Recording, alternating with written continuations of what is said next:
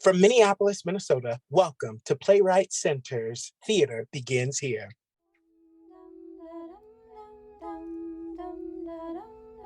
Today, theater begins with experimentation. But first, a membership highlight. Playwright Center members can post their successes to their profile pages on our website. We love celebrating our community of playwrights, so we share those individual successes monthly in our newsletter. And now, on to the show.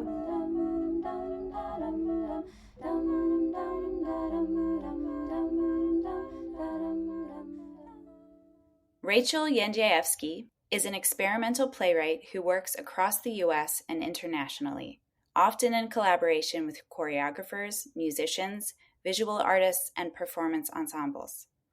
Her work has been developed and/or presented at Red Eye Theater, Walker Art Center, Southern Theater, Hair and Nails Gallery, Public Functionary, Joe's Pub at the Public Theater, Wild Project, Padua Playwrights, the Theater at the Ace Hotel, and Trick Clock Company, among others.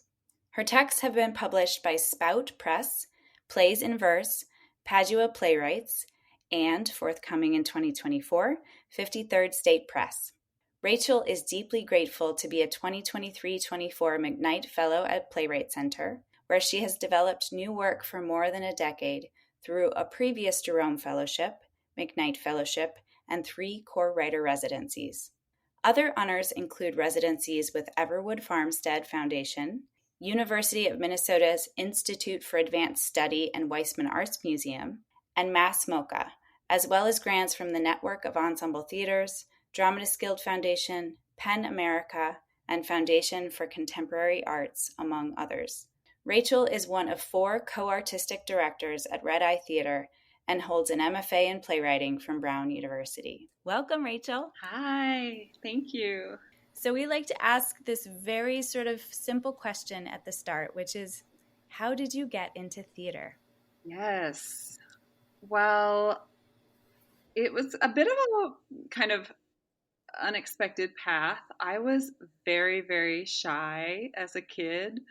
I grew up in rural Indiana, so we also didn't have much opportunity for being involved in theater. But my parents are both visual artists, and so I think that started to kind of give me a vocabulary for thinking about art, in a broad way from a young age. And then I was really involved in music early on. And then really, I have to credit my older sister, Ingrid, who is 6 years older than me, because she was determined to have me perform in plays that she was creating. At first, just, at home. And so I would get, forced to perform in things for our family members. And then she started getting involved in community theater, and I kind of started following her footsteps and really surprising myself with how much I enjoyed it. I was so painfully shy, auditioning or getting up in front of people for the first time in each process, but I really found a sense of confidence and kind of this whole other aspect of my own sort of personal expression as I started performing. And so that led to, musical theater in high school and getting involved in musicals, which were the only options for theater. And then I went on to study theater in college, and the rest is history. Or we can talk about it, but that's the beginning of the path. We will talk about it. Yeah. So then at what point did you decide to officially commit to theater? And more specifically, your theater making? You're a lot of hyphenates. You do a lot of things. When did you decide that this is the career that you wanted to pursue? Yeah, I did study theater in school, but it was really, I feel like my real awakening to the field happened after I graduated from undergrad. I was studying theater, and I was studying French, and I was studying like sociology and global studies, and kind of trying to bring together some of my interests. And I wasn't totally sure if professional theater was the direction. And at that time, really, I I was really thinking musical theater, because I like didn't really fully realize people were still writing new plays. Like I just hadn't been exposed to new plays until, I started reading some newer, like contemporary plays in school. And that was very kind of expansive of my horizons. But it was really after school, well, towards the end of school and after school, that I started understanding kind of the field of new work that was happening. Towards the end of undergrad, I got an internship at Cornerstone Theater Company in Los Angeles. And that was the first time I really started to observe playwrights in their processes. And coming through that, I ended up working part-time at Cornerstone, and then that was my first full-time job out of college. And so working on staff there was just like a huge education in new play development. And Cornerstone, it's a community collaborative theater company, so there's a professional ensemble, and then they're working with all these different communities, broadly defined and continually redefined, kind of what community means.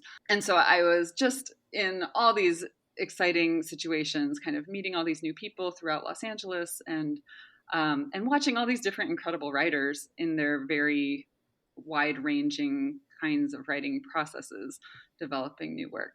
So that I was working behind the scenes on staff, but that was one of the moments where I was, or one of the seasons where I was really like, I think writing is something I'm interested in. At the same time, I was still performing in musicals in Los Angeles. This is like a part of my history many people in my life now don't know I have.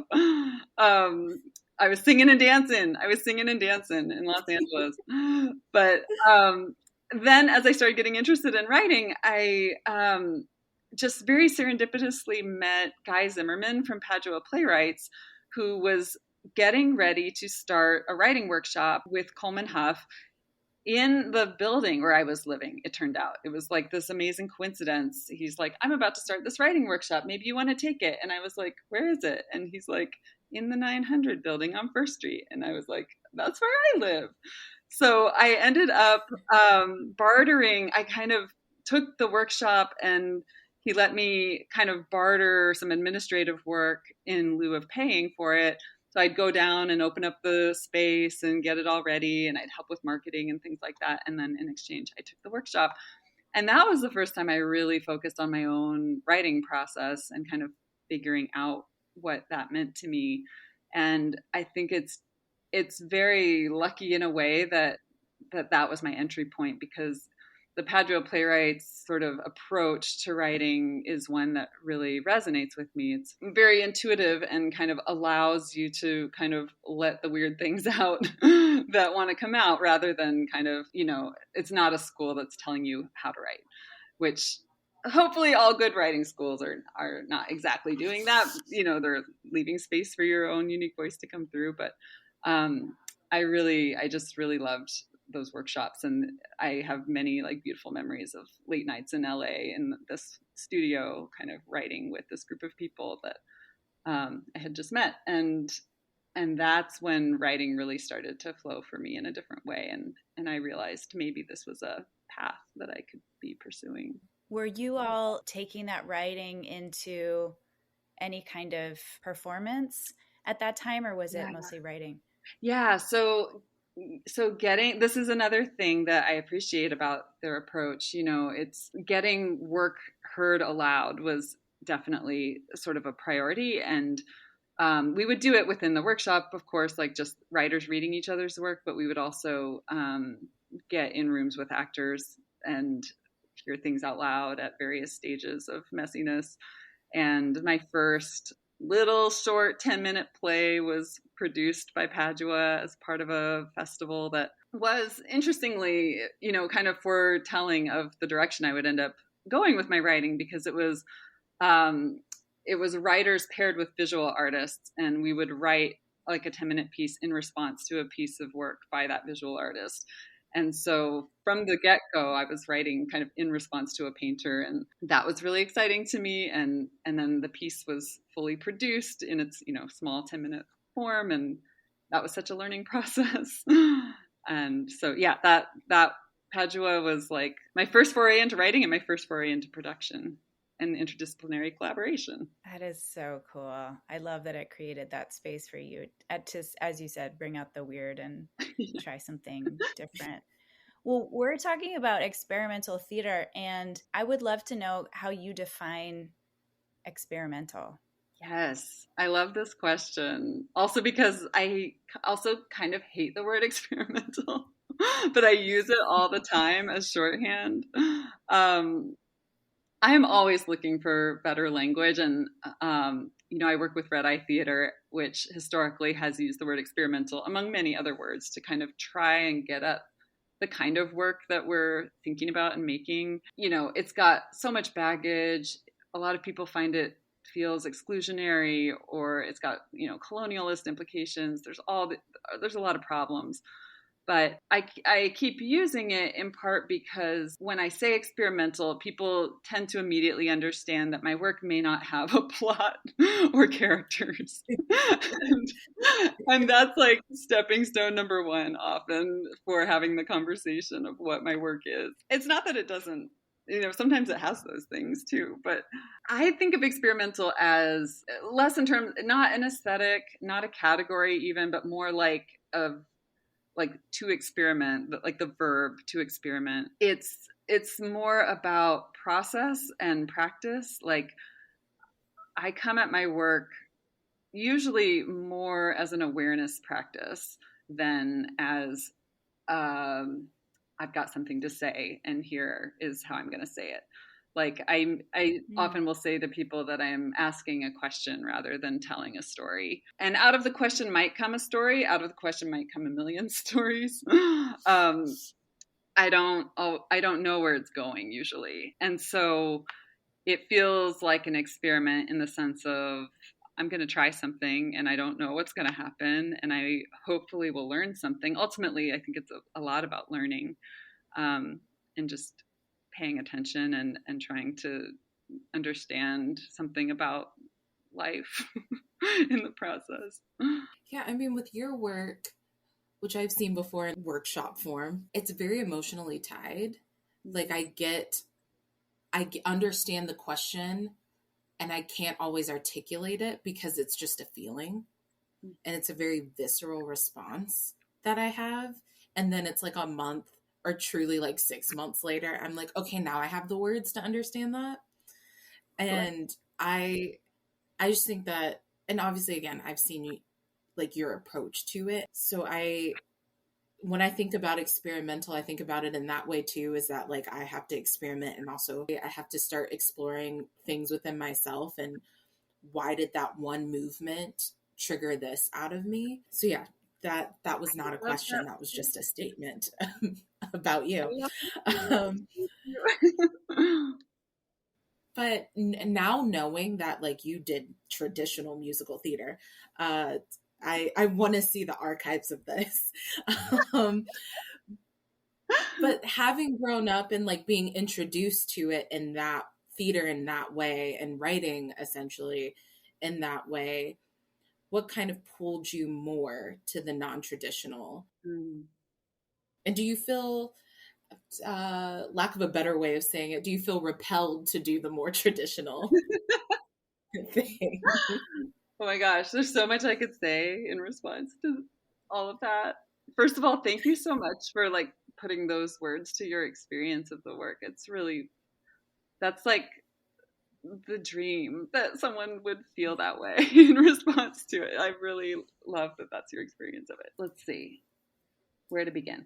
I started feeling like, especially in undergrad, as I was doing like musical after musical after musical, and some of them the same musical again. Suddenly I'm doing Guys and Dolls again. Like I started to feel like there must be something more out there. I was from like small town Indiana, had very limited exposure to arts and culture. I had a lot more than a lot of my peers, given my parents were artists, but this was like early days of the internet. There was not much access to the wider world. Like I really had no idea what the field was and what I was sort of touching on as I did these shows. And frankly, like one of the things that really got me restless was like the typecasting in musicals and how boring the roles were becoming to me, like just kind of the same thing. I just wasn't like intellectually stimulated. And I was like very interested, like I loved my acting classes. I loved like the deep dive that was possible, but then like the opportunities that I was finding to perform in were just like not that inspiring. So, you know, some of the draw to writing was like, oh, I can like make up other worlds, you know, or I can, and I never really went to writing as something that I wanted to like, you know, write my own work that I performed in. It was always kind of separate for me, but it was somewhat in response to like, I just wasn't encountering work that was exciting to me at the time. And then of course I started getting exposed to more theater in LA and like all these people through Cornerstone and Padua. And so my horizons did start to open up. But then at kind of around the same time, a big thing that happened is, and again, this is kind of, as I reflect on it, it's kind of in response to like, you know, I have this big long last name, right? Jendrzejewski. And in sort of the like LA acting circles, people are like, you got to change that name. You got to make that name something people can pronounce and remember, you know, like you got to have a stage name. And part of me was like, I guess you're right. But like a bigger part of me was like, do I really like, this is my name. It's so much of who I am. But I was realizing I didn't know that much about it. And so I got really interested in kind of learning about the origin of this name, which is Polish. And I thought like maybe learning about Polish theater would be like an avenue toward learning about my Polish ancestry. And this was also coming from a place of like kind of vaguely hearing about Grotowski, but like not really having had much exposure and feeling like the kind of physical embodiment part of my acting training was a little lacking outside of dancing and musicals. So I was like, okay, I want to learn about Polish physical theater. And in doing that, will learn about my name. And that, long story made short, like led me to work in Poland for a year at the Grotowski Institute. And that year was a big year of exposure to all of this kind of highly visual, physical work. And so then when I was kind of coming around to grad school after that, the reason I wanted to go to grad school was I was like, I have all these influences, these kind of like musical theater, you know, influences, Cornerstone kind of community organizing and social justice influences, and then this like highly visual, poetic, spectacular physical theater world. And like, how do I like bring this all together? And kind of from the engine of writing, which is what I'm engaged in the most right now creatively. So just the nature of like exploring those curiosities is what kind of brought me into like the kind of work I started making, which was like trying to mash it all together. And, you know, sometimes I say like my ancestry, it's Polish and Norwegian and Greek. And that kind of collage of things, I think, has led to me having a bit of a sort of collaged sensibility in the world. I don't have like a singular cultural heritage, you know, like many people. And so I gravitate to sort of collage as a mode of experience that feels really true to me. And so I think I'm lucky. I've landed in a few kind of mentorship situations, or like my grad program was with Eric N., like spaces where I was really encouraged to lean into those impulses rather than told they were wrong or that they didn't fit into, you know, what a well-made play is supposed to be or something. I followed my gut a lot, and that led me to people who had kind of kindred impulses and were making work from sort of at least, you know, parallel places, if not really kindred places. The second part of your question was like, am I anti, or like, do I feel resistant to working in more traditional modes or something like that, right? Yeah, I am not at all anti, but I don't, like, I can't fake it if I try, really. You know, it's like, I have tried to write like a hero's journey play, and I'm like, this is terrible. This is like so fake for me. Like, it's just like not how I think. And there's plenty, out there that I can like read and watch and appreciate and love, but it's like, it's not what comes out of me at all in a real way. And so, I put that down a long time ago. It's like, I think this is not the direction for me. And over time, I've learned like, oh, I think my approach to narrative is queer. I think my approach to narrative is feminist. I think it's like these other, like I've gained language over time to be like, oh, there are these like dominant normative forms of narrative that doesn't mean they're bad, but they are really overshadowing like all these other options that like I didn't know were available until I kind of felt my way into them. And so now when I teach, I'm always trying to tell my students like, these are options. There's also these options. There's also these options. There's also these options for like what shape of a play can take, or what structure can mean. And I do think it's a lot about perspective and life experience and even power sometimes. Like what does each structure do? And what do you want your work to do? Like pick a structure that does what you want it to do, and if you want to kind of make people feel a certain way, there are tools to kind of manipulate emotion in a certain way, right? And if you want to kind of crack something open, there are tools for doing that. And it's hard to talk about it without being like a little bit reductive if we don't like go on for hours and hours. But yeah, I think about structure a lot and my relationship to kind of, I don't know. I never want to like I have great respect for a lot of modes of traditional narrative, but I also think it's not a singular thing. There are many different traditions and many different ways of thinking about what narrative means, even in the kind of popular, famous canon. That's a good segue into my next question, which is really around the freedoms you find as a creator for yourself and for an audience in telling stories in different kinds of structures and ways. Yeah. I mean, I think I find great freedom in just being able to be myself, writing what comes out of me,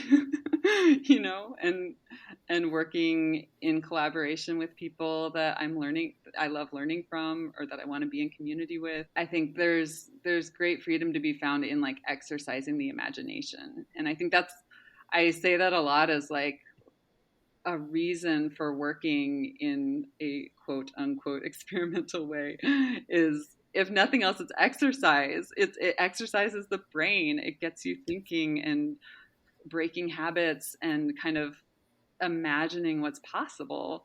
And I think that's actually a really crucial muscle, right? For imagining the kind of world we want to live in, or imagining better ways to do things, or like imagining what life can be like without genocide and violence driving so much, right? Like we have to have the muscle of imagination activated. So on a very small scale, we can like practice that, by letting something come out that we're kind of like, people might think this is weird, but like, what if we let it be and push it around a little and see what happens? Do you find that your audiences are communicative about how they experience your work? Totally. And what are some things that you hear for them that's like freeing about this different way of sharing? Yeah.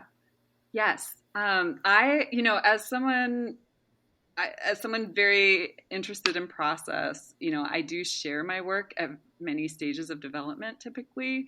So I'll share work in progress through readings or through workshops or showings, and then also through productions, and through documentation. And I have a Patreon, and I share kind of snippets along the way of developing things there too. I'm really interested in both kind of gathering feedback along the way and in response to productions, and then also like demystifying my process, and kind of helping sort of shake some of the baggage around so-called experimental work. Like it's not this club. It's not like trying to be cool for the sake of being cool. It's like really trying to get at something. And so like letting people in on that, I think letting people in on that along the way has been helpful in some cases for like then how they experience the final piece. But I get the whole range, you know, like I have had like incredible experiences of connecting with people in ways that I would have never dreamed,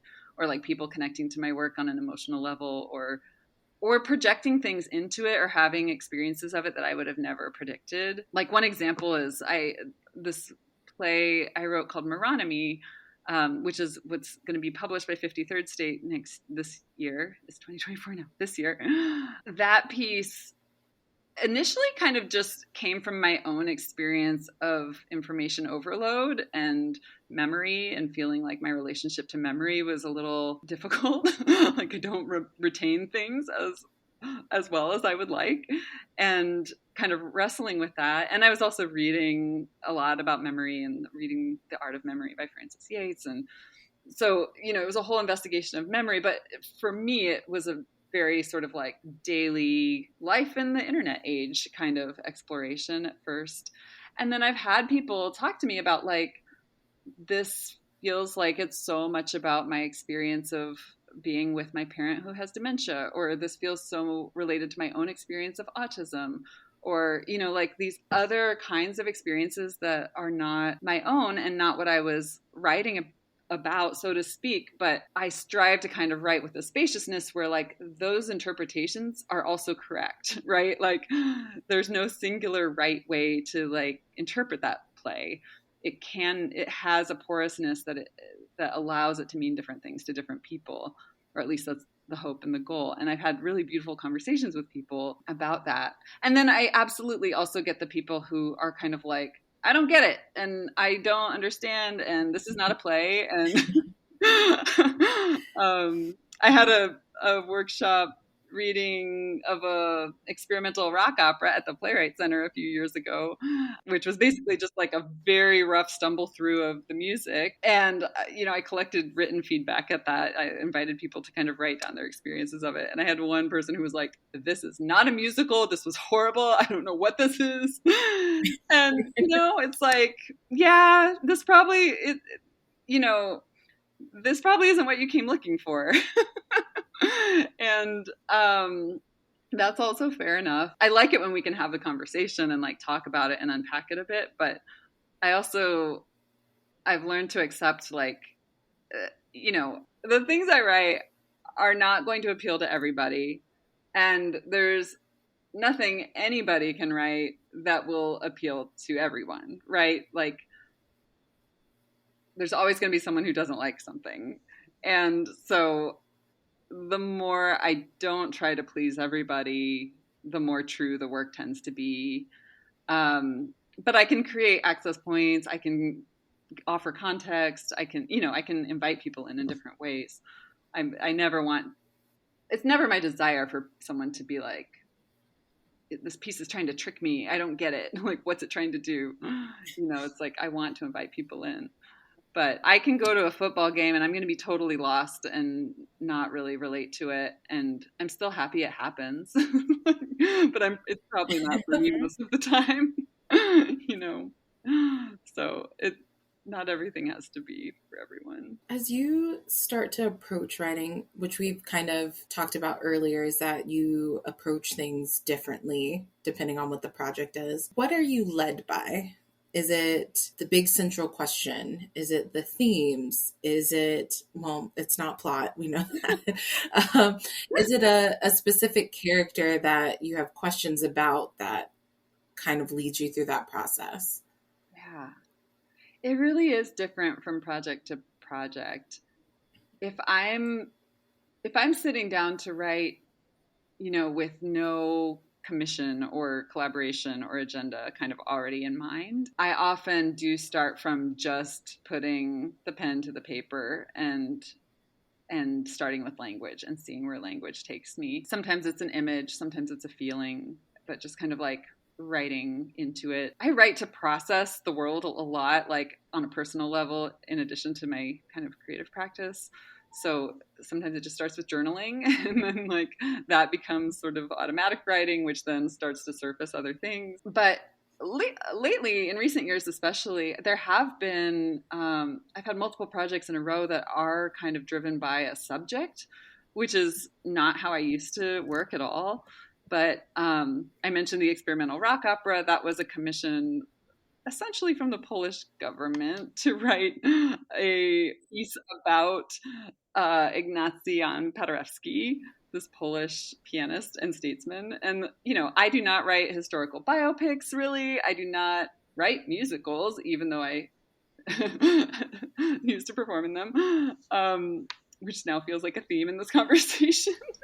But I was really like wrestling with how to, you know, engage with that commission. And so this like weird experimental rock opera is what emerged. So that piece, in some ways, I feel like the whole piece was about wrestling with trying to write the piece. It was like, how do I write about this guy that I didn't previously have a huge like knowledge or relationship to. There's a project that has been kind of percolating since before the pandemic called Passion that is kind of springboarding from the icon of Joan of Arc and has gone many different directions, but kind of Joan of Arc is like the anchor, and especially the kind of old silent movie, The Passion of Joan of Arc.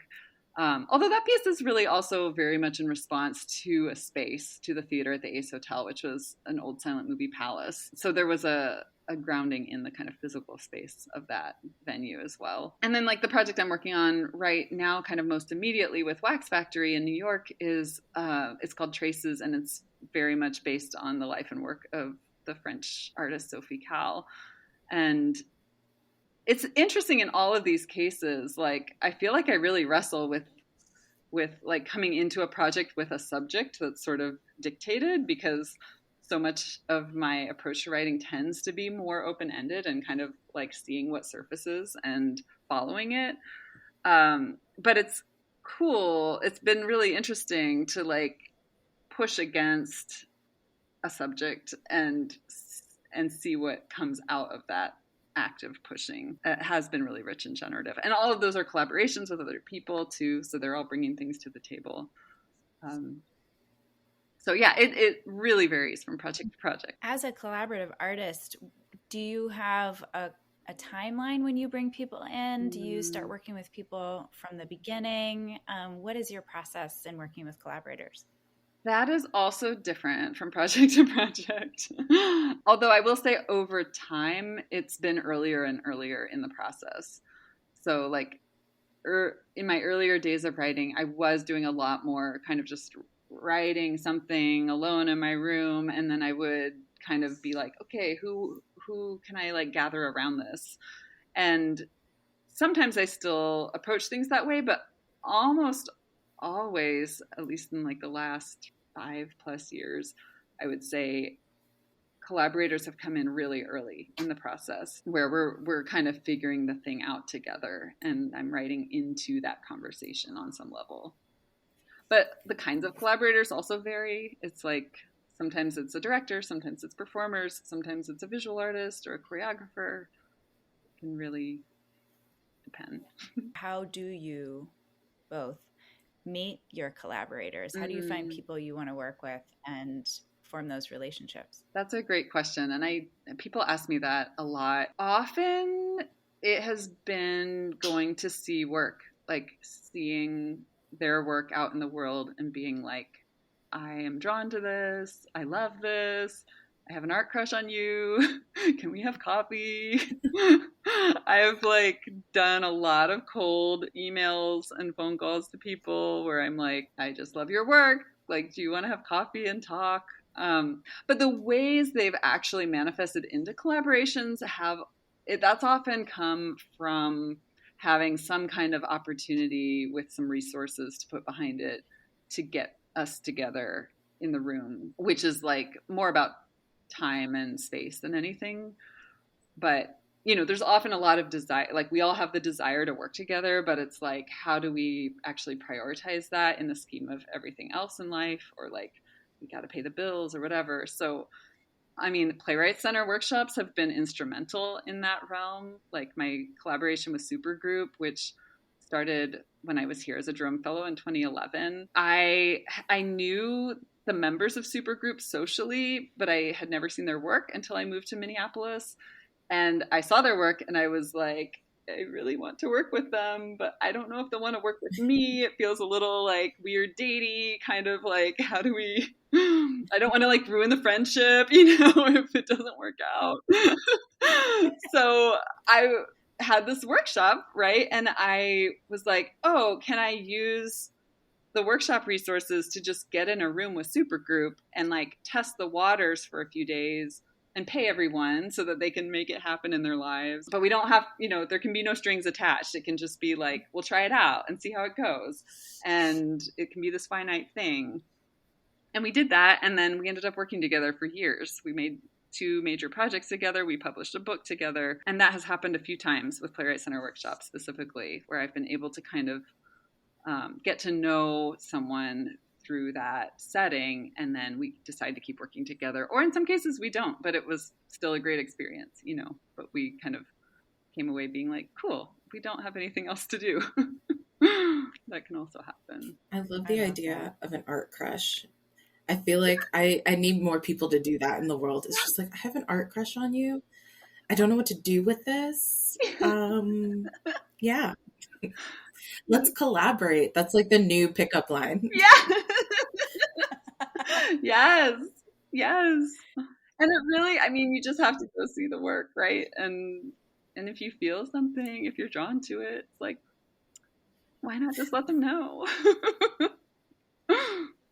Yeah. And then it does feel weird to walk up to somebody and like, I want to collaborate with you. Oh, do you have a project? No. Yeah. Do you have any ideas for me? No. I just want to sit in a room and hear your brain talk. Yeah. But it can start as simple as that, it can just be like, let's have coffee and like talk about what it would be like to bring our processes together. And then we could like just pick a day and get in a room for an hour and like this is my collaborator, Terry Hempfling, who's a choreographer. This is kind of how we started, because we had like a mutual friend who was like, you two should meet each other. I feel like your artistic sort of worlds are very parallel. And we got together and we like loved each other immediately, but we were like, how do we like, I don't have a work right now that like needs a choreographer or whatever. And she was like, I just make dance. And so we were like, let's just get a studio and like a dance studio, and get in there together and like, you dance and I'll write and we'll see what happens. And so then like she'd dance and I would like watch her and I'd write. And then, we'd like share what happened. And then sometimes I'd like read out some things I was writing while she was dancing. And that eventually grew into this whole process where like we talk to each other while she's dancing.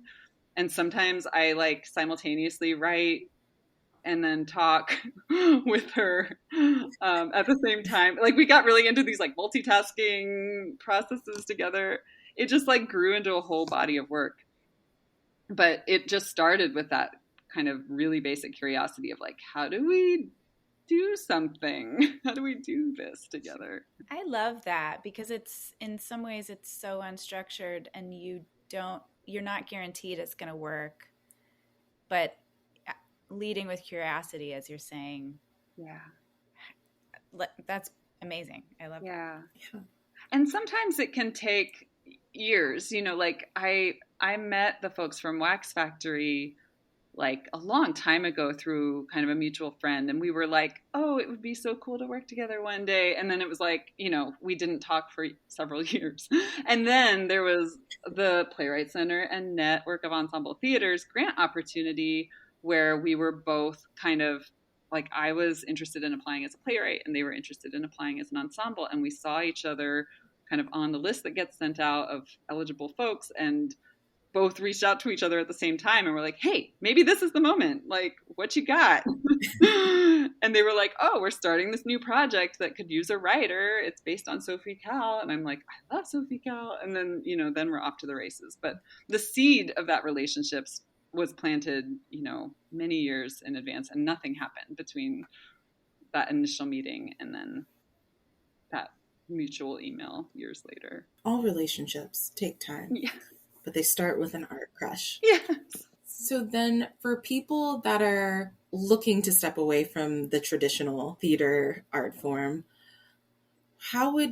what advice would you give to them to start looking into the more non-traditional? What's some resources that they should look into, some even exercises or plays that they should look at? Oh, I love that question. I mean, I think the biggest thing I would recommend is seeing as much work out in the world as possible. And that can be performance, it can also be other forms, right? But like, find and notice like the work that gets you excited and activated, and just like expose yourself to as much work as possible, like different kinds of processes, so that you can just sort of start like having a sense of like who's out there and like who your art crushes are, right? Like what kind of collaborative options might appeal to you, or it doesn't even have to be collaborative work. Like you might have a very sort of non-traditional path as a solo artist, but just exposure to lots of different kinds of work. For me, that's what really gets me activated and gets my imagination going. Or like reading work by writers that are like people I want to learn from gets me firing. And that's just going to be so different for different people. It's like hard to say like specific, like here's specific people you should go check out. Cause like I could name a million and they might not be the right people for us, one person, like it really depends on kind of your own interests and draws. But I would say like the network of ensemble theaters is a really amazing resource, because it's sort of this national network of people who work in a wide range of sort of devised and collaborative processes, but ranging so widely from like we work with a play script and there's an ensemble of actors to like we all create everything together from the ground up, or and you can also join that as an individual, which I think a lot of people don't know. And I did that early on when I was like, I'm not part of an ensemble right now, but I want to be a fly on the wall to these conversations. And they have this like individual membership option. So I was like, oh, I can just join.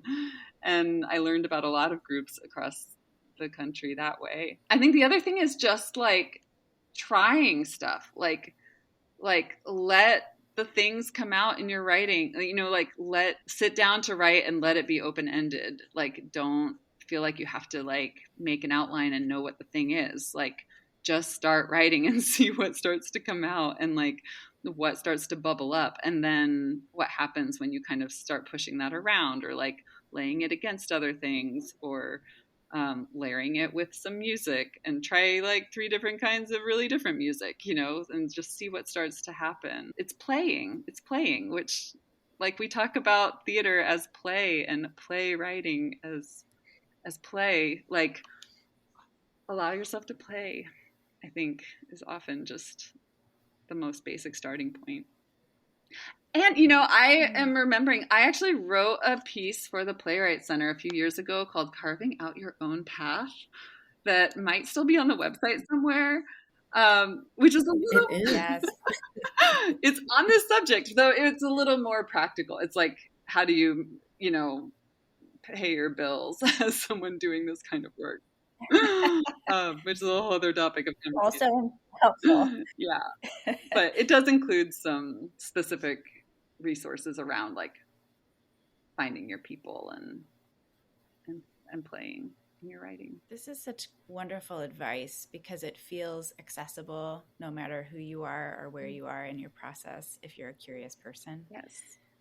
And I appreciate that so much, because I think sometimes, as you said, when we talk about experimental theater, one could imagine you have to be versed in all of these different forms and ways and experiences. And you're saying something really simple, just what's coming out of you and play. I love that.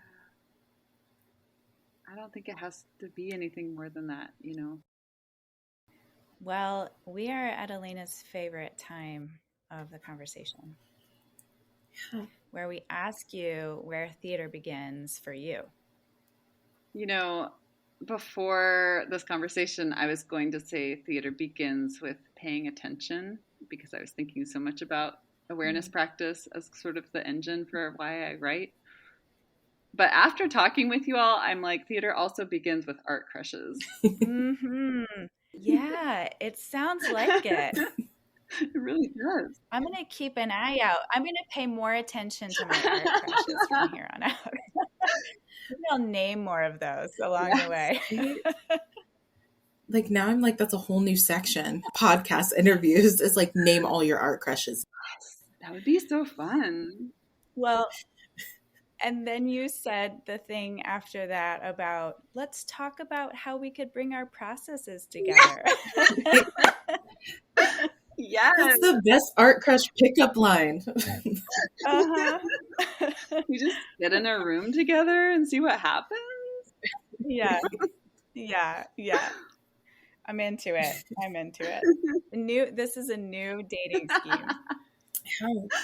The Playwright Center is going to get into the dating app game. Yeah. But it's just a collaborator app. Oh my gosh. Copyright right now. Do you want to Alayna, go? Do you want to go next? We both say that at the same time. We did. That's always our next question. We always say that we're going to select who's going to go first, and then we never remember to. I mean, I can. I have my Post-its that say things. Okay. Yeah, I just really like how you talked about discovering language to describe yourself and what you do and what you're into, because it made me think about like when you get a diagnosis of anything is like, all right, now I know how to ask for resources. Yeah. I know who to look for, who to talk to, where my art crushes might live and how to discover them. And so for me, theater begins when you discover language to describe what you want to experiment with and explore and how you want to explore it. Yeah, that was really, I love that. Yeah, that landed on me really heavily.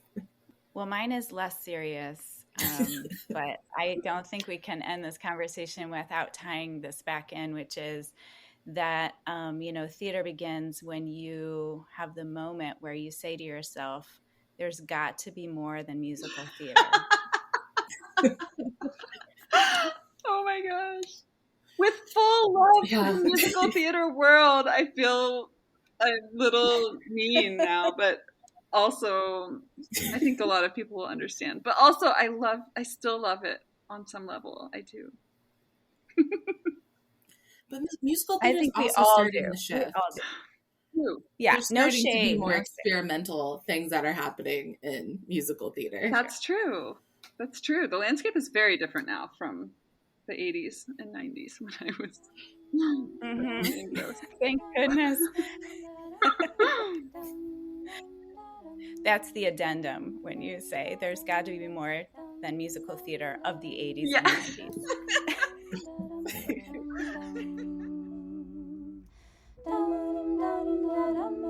Join us for our next episode on February 28th. Let us know on Spotify where theater begins for you, and feel free to send your questions for future episodes to the link in the bio. Thanks for listening to Playwright Center's Theater Begins Here.